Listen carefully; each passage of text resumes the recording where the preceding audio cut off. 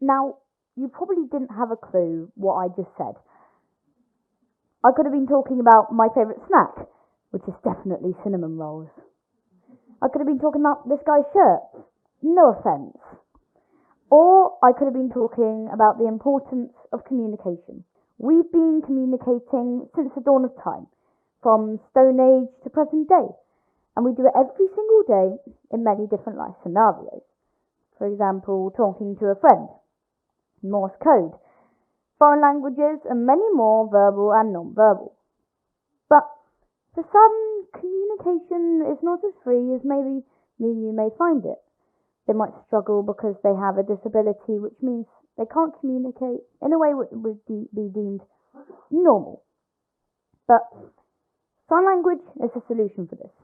It'll break down the communication barriers that we have in our modern day world. Did you know that 1 in every 6 people in the UK are deaf or hard of hearing? It's about 12 million people. And I get it. For some, this might not directly affect you. You might not know anyone who is deaf or hard of hearing. So why should you learn sign language? Good question. Those that do use sign language may choose to use it as their primary source of communication. In the UK, we have our own form of sign language called BSL, which stands for British Sign Language, and 1 in every 453 people choose to use that as their primary source of communication. An additional 64,000 people have learnt this not because they themselves suffer from a hearing difficulty, but might have learnt it for a family member, for work, for a friend, or maybe for a hobby. We never know the challenges that life may throw at us, or when the ability to communicate using sign language could literally become a life changer. For me and the rest of my family, this happened when my cousin was born with Down syndrome. We're told her ability to communicate verbally might take a lot longer to master, but she is a tremendously expressive and visual learner. Through learning sign language, we've realised although a small act for us, it has ultimately opened up the world for her, enabling her to voice her delight and her frustrations, express herself as a person, and make her feel a valued part of our family and our society. Without the ability to communicate verbally with anyone, how would anyone in her position feel? I suddenly realised how isolating and lonely this must be. How would you feel?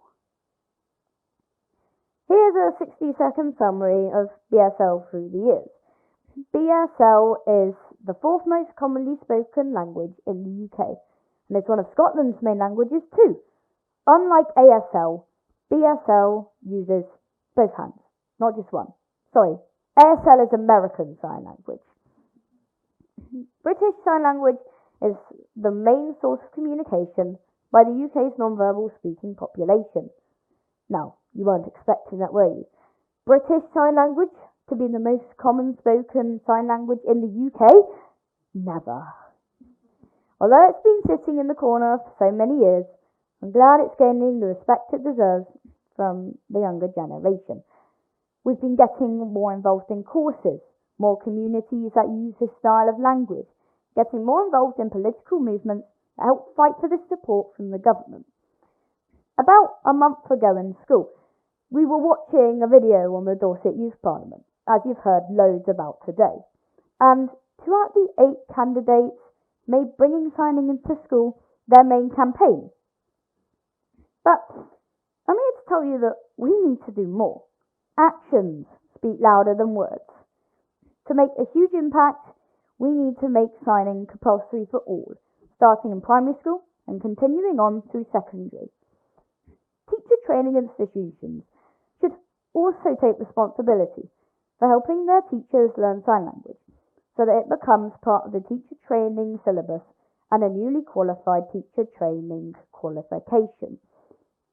Once these teachers are confident in BSL, they can go on to teach it at other schools and teach their peers and the children. No more communication barriers. Wouldn't that be great? Although the number of deaths for hard of hearing people having to access mental health services has significantly increased over the couple of years. It's so significantly increased that it's now overtaken the population of teenagers in the UK accessing these types of services. These could be people from primary school age to people as old as my nan. Sorry, Nan. But on the serious side, what could you do to make that person feel valued in society? Their only form of communication was through sign language.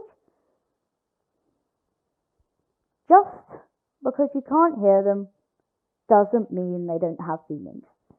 Now, I know that's a really cringy thing to say, but it's true, and we all know it is. People's views in where they fit in society plays a vital role in mental health and well-being. Maybe the reason that the deaf and hard of hearing people are having to access these services is because they're struggling to feel that sense of belonging. Now, if we did learn sign language, the benefits would be profound, creating safer environments in places like places of worship, cafes, and schools, and many more. And maybe in the future, job opportunities would open up as well. You would be able to collaborate with more people than you would have ever done before and talk to many more. Although a study has shown that 35% deaf or hard of hearing people are unemployed, compared to the 21% of the hearing population. This is just another form of discrimination. Just think yourself, going for a job interview and getting denied because you can't communicate in a way that would be deemed normal. I'm going to ask you again. How would you feel? Isolated? Discriminated? Not being able to share your true talent or skills because you have a disability?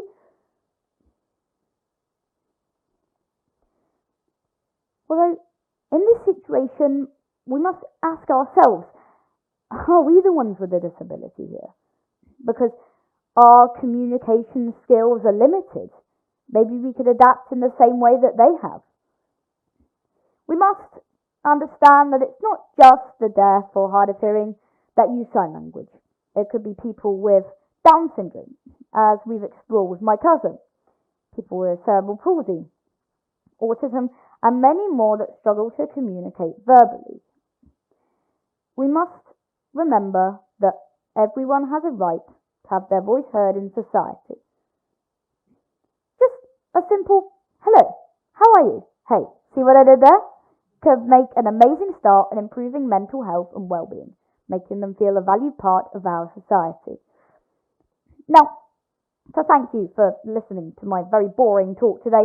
I'm hoping to teach you, if that's alright, a bit of sign language, just to say thank you. So, if you could do it with me, that would be amazing. So, if you could do please and thank you. Please and thank you.